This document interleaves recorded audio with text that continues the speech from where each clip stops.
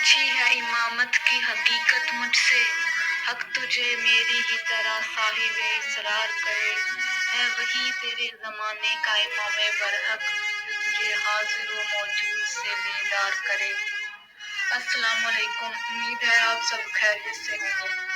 آج ہم اکبر الدین بھائی کی ایک انتہائی ایموشنل ویڈیو دیکھیں گے کہ کس طرح ان پر حملہ ہوا، اور اس کے بعد ان کا جو بیان ہے وہ سنیں گے کہ انہوں نے کس بہادری سے وہ بیان دیا، اور سن کر محسوس ہوتا ہے کہ اس طرح کے عظیم لوگ اور ایسے شیر بھی ہمارے اندر موجود ہیں۔ تو چلتے ہیں، ہم پہلے ویڈیو دیکھ لیتے ہیں پھر اس پہ بات کرتے ہیں۔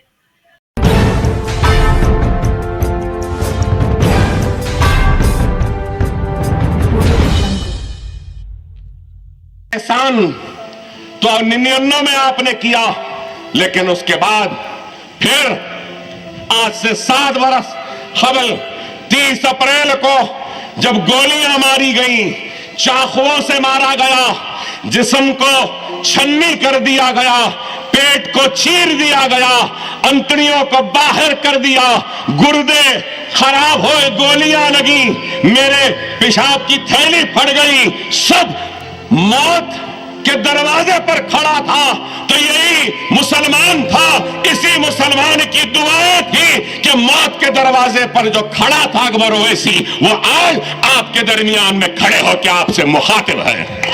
ارے یہ کوئی معمولی نہیں ہے میرے بھائی۔ میں لندن کو گیا تو لوگ ڈاکٹرز بولتے ہیں کہ ایسا انسان اتنے زخم، اتنے گولیوں کے بعد ہمارے سامنے کھڑا ہے تو یہ میریکل ہے، اور کہا کہ ورلڈ میڈیکل جرنل میں چھاپنے کے لائق یہ کیس ہے کہ آج یہ انسان زندہ ہے۔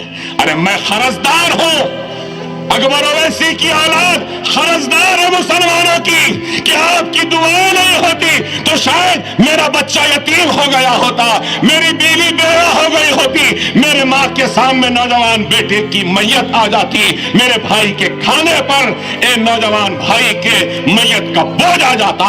ارے میری اولاد اپنے جسم کی چمڑی بھی نکالنے اور جوتی بنا کر مسلمانوں کے خدموں میں نظر کر دے، تب بھی میں اور میری اولاد آپ کے دعاؤں کی قرض کو اتار نہیں سکتا۔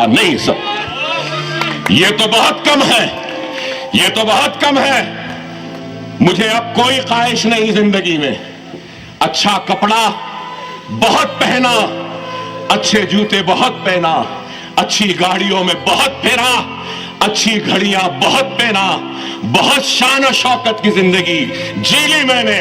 اب زندگی سے کوئی خواہش نہیں، اب زندگی سے اگر کچھ خواہش ہے تو یہی ہے کہ جیسے تیسے کچھ بھی ہو، ایک ایک مسلمان کے دعاؤں کے قرض کو اتار سکوں، جیسے بھی اتار سکوں اتاروں، اور اتارتے اتارتے اس دنیا سے رخصت ہو جاؤں۔ یہی ہے حسرت، یہی ہے خواہش۔ 25 لاکھ روپیہ ماہانہ صرف تنخواہیں ہیں میرے بھائی، 25 لاکھ تنخواہیں۔ یہ عمارت کیا آسانی سے بنے گی؟ 12 کروڑ کا صرفہ آئے گا اس عمارت پر، ڈیزلنگ پر، اور 10 کروڑ۔ بلہ گڑے میں 1,80,000 primary school, high school, junior college, degree college, post graduation college, research centre, اور اس کے بعد ڈائگنوسٹک سینٹر، 25 بستر کا دواخانہ بھی بلہ گڑے کی اس عمارت میں آئے گا۔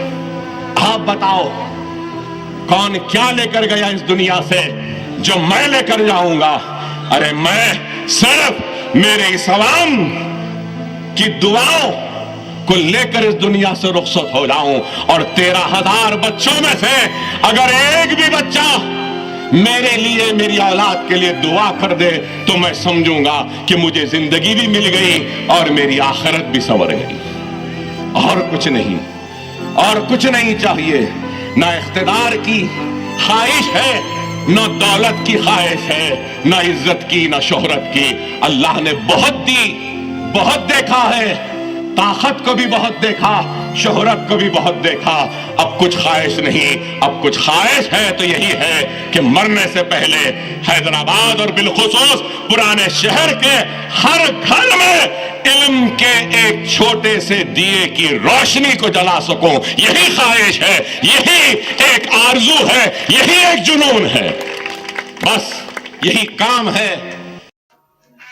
क्या बात है अकबर भाई, आपकी हिम्मत पे सलाम, आपकी अजमत पे सलाम, आपके जिस्म से गिरे हुए खून के हर एक कतरे पर सलाम, आपके मुंह से निकले हुए इस्लाम और मुसलमान के लिए बोले जाने वाले हर एक लफ्ज पर सलाम।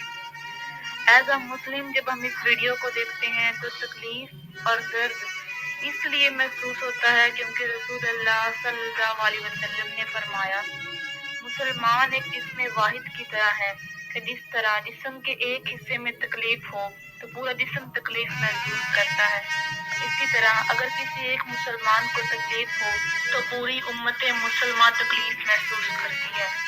और एज अ मुस्लिम इनके बयान को सुने तो एक खुशी भी महसूस होती है कि उम्मत मुसलमान में इन जैसे अजीम लोग मौजूद हैं और उम्मत मुसलमान अभी मुकम्मल ख्वाब गफलत में नहीं गई, अभी इनको जगाने वाले मौजूद हैं।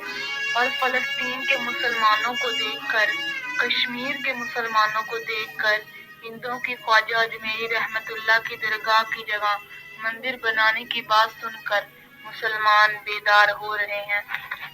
अल्लाह ताला इनको लंबी जिंदगी दे और ये इसी तरह मुसलमानों की रहनुमाई करते रहें और उनकी नुमाइंदगी करते रहें।